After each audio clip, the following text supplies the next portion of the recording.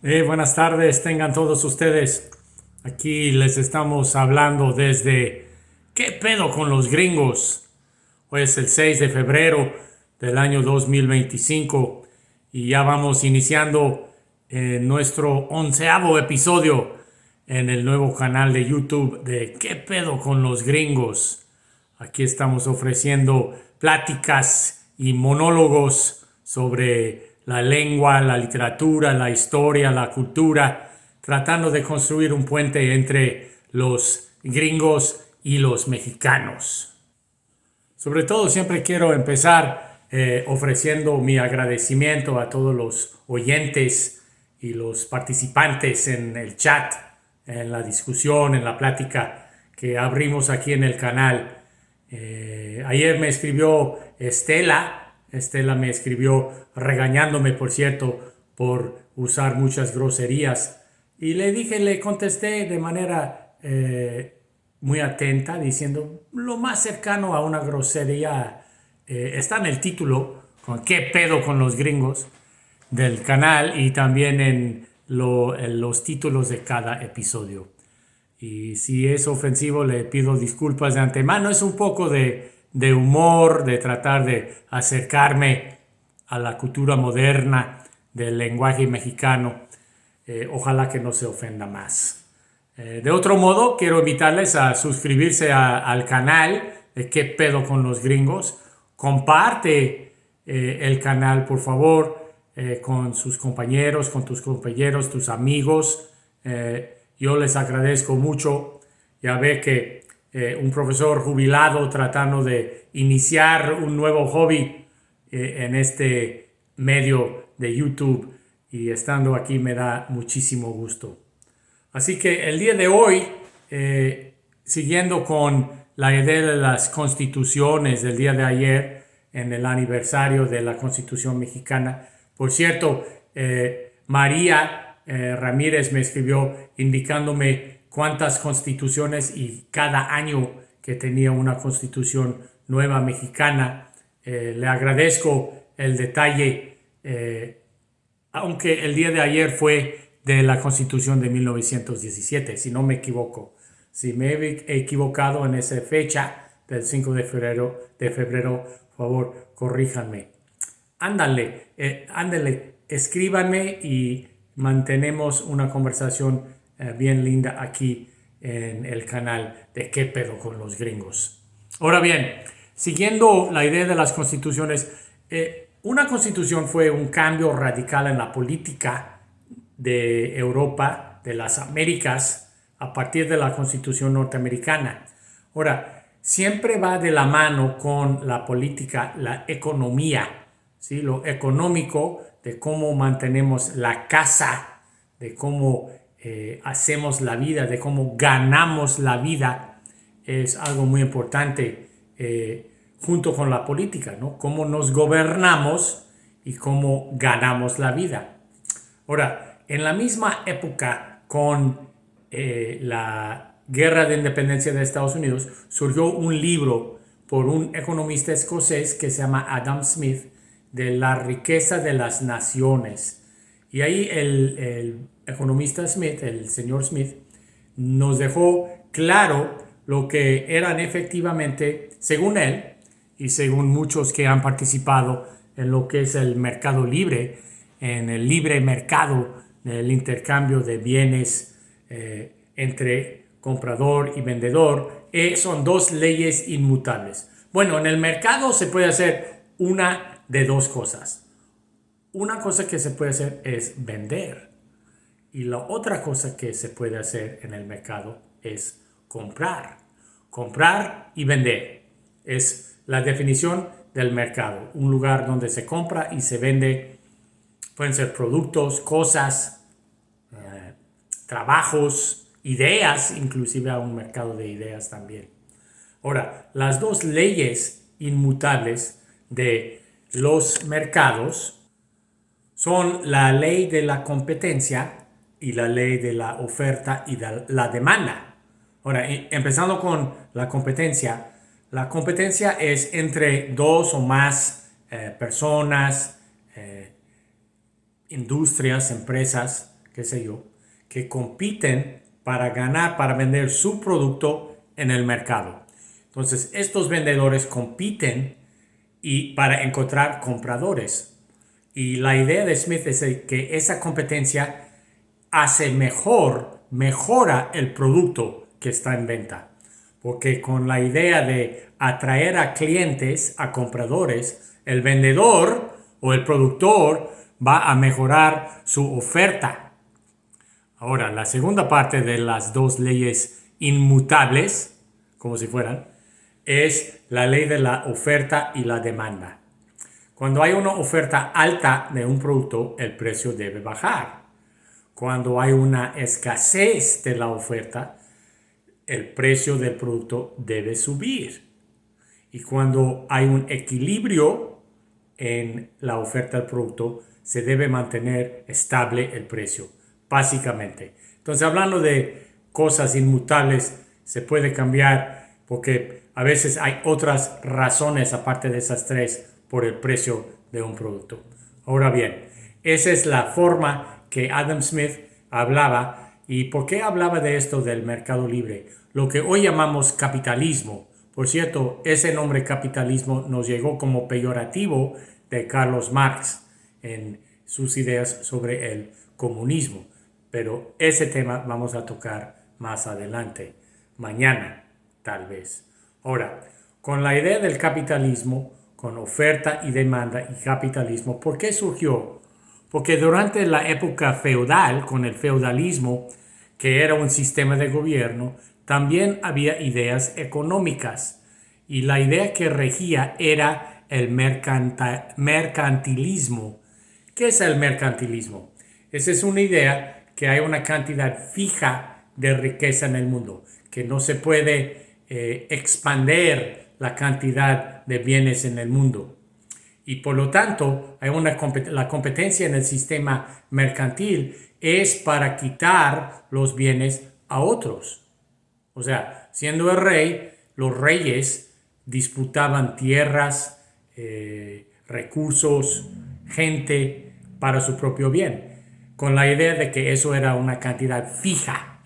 Ahora, Adam Smith cambió esa idea y llegamos a tener una idea en la economía de que se puede crear riquezas. Ahora, ¿cómo se hace eso? En el inicio del periodo colonial de los Estados Unidos, los holandeses tuvieron una idea económica de la bolsa de valores. Una bolsa. Y en esta bolsa era posible que muchas personas se juntaban su dinero y así juntando su dinero podían comprar más o hacer más. Y así, por ejemplo, en términos fáciles, si yo puedo comprar una camisa en 100 pesos, pues ese es el producto de menudeo, ¿no? Pero si todos juntamos 100 pesos y 100 de nosotros juntamos 100 pesos, a lo mejor el precio de la camisa va a bajar.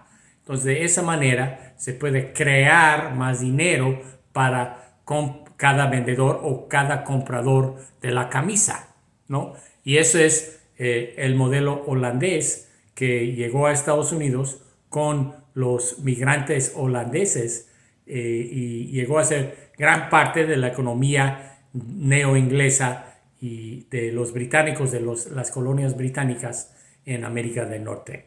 Ahora, ¿qué es el papel del gobierno en toda esta situación?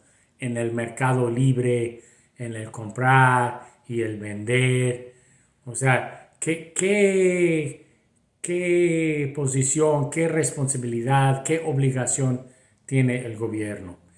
En muchos lados el gobierno quiere tomar su tajo, ¿no? Quiere su parte. Y eso le llamamos impuesto, porque se impone. Pero es posible que el gobierno no produce el producto, no tiene el dinero para comprar ese producto, pero le cobran al vendedor del producto un impuesto para que el gobierno tenga dinero. Y es muy cierto que el dinero público no es del gobierno, ese dinero es del pueblo. O sea, el gobierno para funcionar tiene que extraer dinero de los ciudadanos, de los compradores y vendedores y las personas físicas para que puedan accionar sus labores a diario. Luego vamos a hablar qué pensamos que es la responsabilidad del gobierno. ¿Qué trabajo tiene el gobierno para nosotros? ¿Qué queremos? ¿Cuál es el contrato social entre los gobernados y los que gobiernan? ¿Qué es la responsabilidad? Ahora, si ayer hablamos de la Revolución Francesa, la independencia de Estados Unidos, la Revolución Mexicana en 1910. O sea, estábamos hablando de revoluciones políticas, pero también hay revoluciones económicas. Y una de las más grandes es la Revolución Industrial, que empezó, o sea, comúnmente solemos decir que la Revolución Industrial empezó en Inglaterra alrededor de 1750. Y es con todas las invenciones de los inventos de las fábricas, de la producción masiva, etcétera. Y ya por mediados del siglo XIX, alrededor de 1850, ya había muchas fábricas y todo el mundo agrario, bueno, no todos, pero una gran parte del mundo agrario había migrado de los campos a las ciudades. Ya la producción agrícola, ya la producción de ropa, la producción de muebles, ya empezaba a hacer por medio de fábricas, o sea, por máquinas, ¿no? Con personas atendiendo las máquinas. Y ahí llegamos a tener unos problemas en la sociedad norteamericana y otros problemas en sociedades que tardaban en llegar a la fiesta industrial, donde la explotación del ser humano en la fábrica, la esclavitud que existía en las colonias inglesas y posteriormente unos 100 años en Estados Unidos, y el Imperio Español también tenía forma de esclavitud con los hacendados y todo el sistema económico que habían establecido los españoles en México. Y la esclavitud existía en África, existía en Europa. Los musulmanes exportaban europeos y africanos al Medio Oriente. Así que la esclavitud no es una novedad en la historia. Pero la explotación del trabajador en las fábricas era un tipo de revolución en el mundo moderno, siendo 1850, de los primeros 100 años, de 1750 a 1850. Y en esa época es también la revolución científica. O sea, hubo como un despertar en las sociedades sobre la capacidad del ser humano de trabajar de manera en la ciencia, de manera empírica, de recopilar datos, de trabajar lógicamente, de manera deductiva y manera inductiva para llegar a conclusiones científicas para justificar el desarrollo económico, político y social del ser humano. Un intento de eso fue el Manifiesto Comunista de Carlos Marx. Entonces, antes de adentrarnos en el mundo comunista, vamos a levantar unas preguntas con qué podemos pensar para el día de mañana. Cada uno de nosotros tenemos que tener una idea de cuál es la naturaleza del ser humano. ¿Cómo es el ser humano por naturaleza? Pues yo soy nieto de irlandeses en Estados Unidos. Me criaron católico, sigo siendo católico. En el mundo católico tenemos la posibilidad de la redención, ¿no? Nacimos en pecado, pero podemos buscar la manera de mejorar y vivir como buenos. O sea, en términos simples se puede decir que nacimos malos y muchos de nosotros pensamos que el ser humano es malo. Por eso los 10 mandamientos de los judíos y los cristianos muchos están escritos en la forma de no. No matarás, no robarás, no desearás. O sea, cosas de no hacer, porque la filosofía en su raíz es que el ser humano requiere de limitaciones, de límites.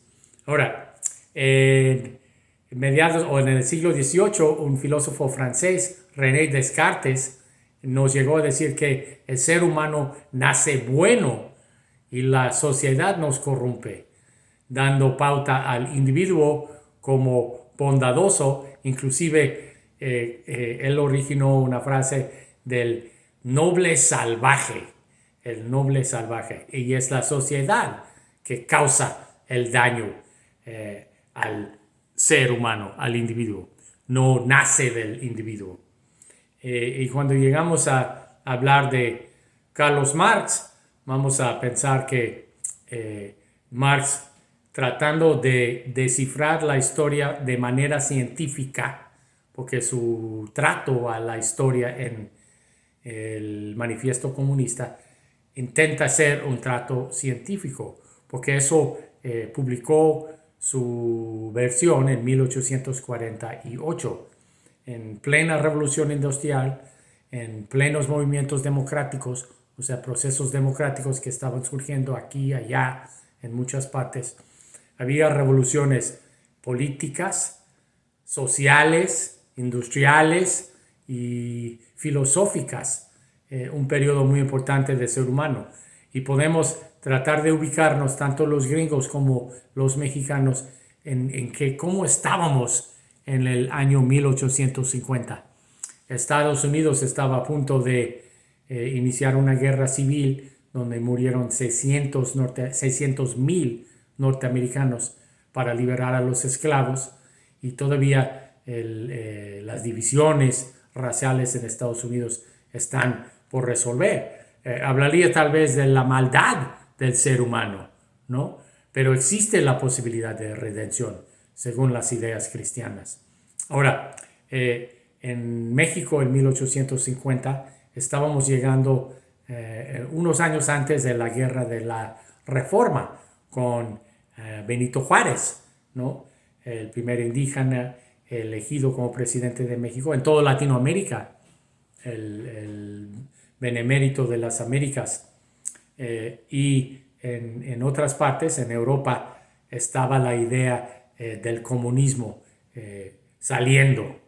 Entonces, muchas ideas, muchos procesos económicos, muchos procesos políticos, y vaya, hay mucho de qué pensar, de colocarnos tanto en la tradición europea, en la tradición latinoamericana, mexicana. Posteriormente llegaremos a ver filosofías orientales, asiáticas, también, para ampliar nuestra discusión. Bueno, mis queridos amigos, les agradezco su atención hoy. Por favor, compartan el canal con sus amigos. Y si no han suscrito al canal ¿Qué pedo con los gringos?, les invito a suscribir. Y hoy hablamos de qué pedo con el capitalismo, ¿no? ¿Qué pedo con esa revolución económica que fue de la mano con la revolución industrial, la revolución política de las constituciones, una mezcladura de ideas, de cambios para el ser humano? Y terminamos con la idea de cuál es la naturaleza del ser humano. Bueno, señores, me dio mucho gusto verlos aquí en ¿Qué pedo con los gringos? Y hasta la próxima.